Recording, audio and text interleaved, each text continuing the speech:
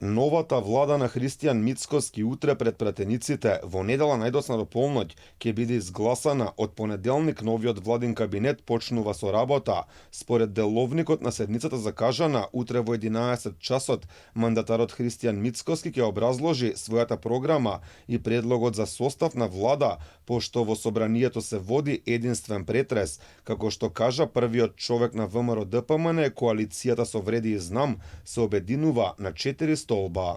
Првиот и најважен, борба против криминалот и корупцијата. Вториот, подобрување на стандардот на граѓаните, односно економската состојба во целина. Третиот, забрзување на процесот на евроинтеграција на Македонија како држава. И четвртиот, се разбира тука равномерен развој, забрзување на процесот на децентрализација и така натаму.